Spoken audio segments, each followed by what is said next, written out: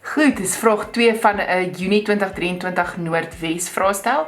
Hier vra hulle vir ons die rekenkundige vergelyking. Goed, nou die rekenkundige vergelyking werk ons nou op hierdie beginsels, bates, dit werk eintlik maar op die grootboek beginsels. Onttrekking, eienaarsbelang en laste.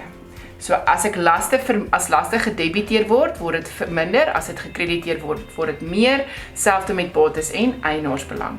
So nou moet jy onthou, by eienaarsbelang val inkomstes en uitgawes ook, okay. En dan onthou, altyd onttrekkings word altyd gedebiteer en dit maak altyd eienaarsbelang minder, maar ons sal nou daarby kom. So nou moet jy in elke geval van elke transaksie moet jy identifiseer eintlik is hierdie in watter joernaal kom dit, want dit gaan jou help om te weet watter rekening word gedebiteer en gekrediteer, wat is die bedrag en wat is die invloed op bates, eienaarsbelang en laste. Nou hierdie is twee gewoonlik met dit. Gaan kyk gerus na die video's by rekenkundige vergelyking waar ek het verduidelik. Daar's 'n hele paar voorbeelde wat jy en dan verduidelik ek dit in baie detail so jy kan seker maak jy verstaan dit en dan kan jy dit vas lê as jy nog na hierdie voorbeeld met dit sukkel. Okay. So nommer 1, ontvang R600 van A April ter betaling van sy rekening. So hy's 'n debiteer. Omdat ons die geld ontvang, is dit in die KOJ en dan weet ons bank word gedebiteer en wat ook al ons geld voor ontvang word gekrediteer in hierdie geval. Hierdie geval is dit 'n debiteer wat vir ons geld gee, so ons gaan daar skryf debiteure kontrole. Hulle het nou ongelukkig die bank maklike punt het hulle klaar ingevul, so dis die rekening wat gedebiteer word, dis die rekening wat gekrediteer word. Bank is 'n bate en debiteure kontrole is 'n bate. Nou hoe weet jy dit? Jy moet dit maar leer, nê.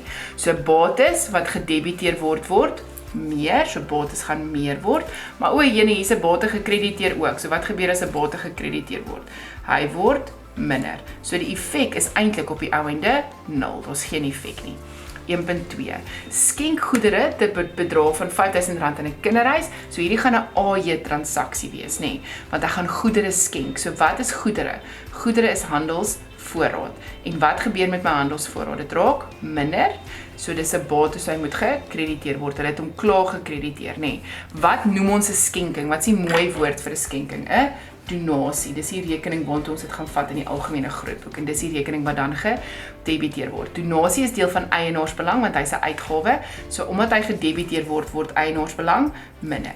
Handelsvoorraad, so hy's eienaarsbelang, handelsvoorraad is 'n bate wat gekrediteer word, so die bates word minder. Ons geen effek op laste nie. 'n EFO-betaling is gemaak om handelsvoorraad te koop. So ons het ietsie gekoop, so ek sal sê KPJ, wat beteken bank word gekrediteer, hulle het hom klaar vir ons gegee en wat ook al ons betaal word gedebiteer. Wat betaal ons? Ons koop handelsvoorraad, so handelsvoorraad word gedebiteer. Nou albei van hierdie is weer eens 'n bate. Jy kan dit ook maar net vir jouself leer, so bates word minder en meer en minder, nê. En dan is die effek op die ou einde 0. So handelsvoorraad en bank is albei bates. Okay, hulle het nêrens vir ons hierbo gesê, net terloops, dat bank 'n oortrokke bank is nie. So as bank enigstens oortrokke is, dan beteken dit bank is gelyk aan 'n las, nie 'n bate nie. Maar hulle het dit nou nie vir ons gesê nie. So as hulle dit nie gesê het nie, neem ons aan bank is gelyk aan 'n bate. Okay, so onthou dit maar net vir die toekoms. So die bedrag het hulle klaar vir ons ingevul. 2.4. Verkoop goedere vir kontant en die besigheid het 'n winsopslag van dit.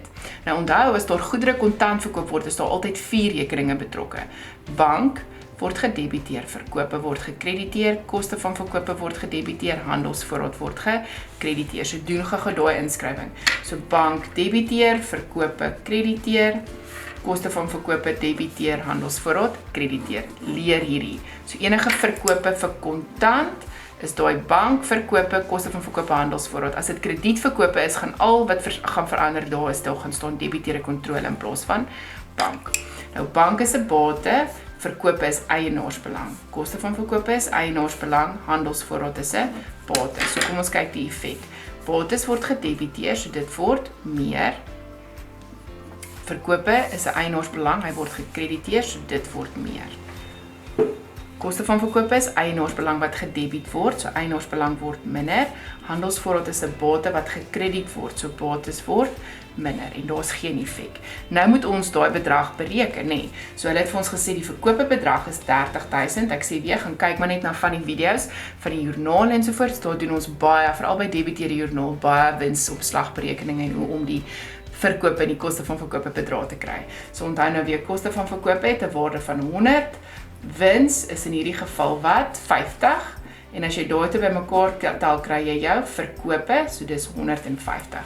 Daai is die waardes wat ons gaan gebruik. En nou sê ons wat ons soek op wat ons het.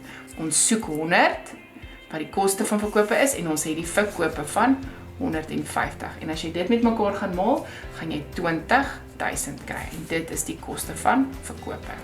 Toerusting, volgende, toerusting is op krediet gekoop, so dis KJ, so krediet, krediteure kontrole en debiet, dit wat jy gekoop het. So toerusting is klaar gedebiet, so ons moet krediteure kontrole krediteer.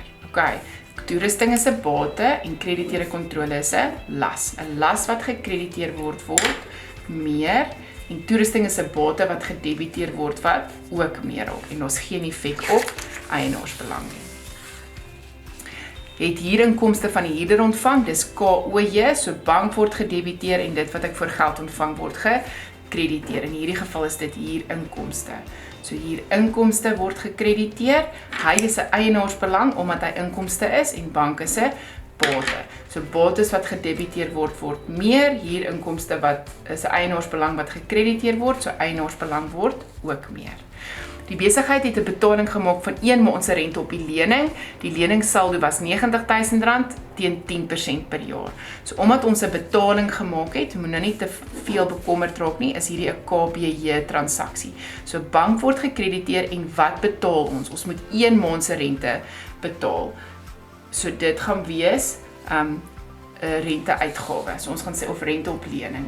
Rente op lening is dit wat ons betaal en nou moet ons dit net bereken, nee. So kom ons sê eers, hierdie is 'n eienaarsbelang, hierdie is 'n bate. So eienaarsbelang wat gedebiteer word minder en bank wat gekrediteer word is 'n bate wat ook minder op. Nou moet ons net daai bedrag bereken, nee. So dit gaan wees R90.000. Onthou die rentekoers is altyd per jaar, so jy gaan dit maal met die rentekoers, maar omdat ons dit vir 1 maand soek, gaan ons dit vir een van die 12 maande moet kry.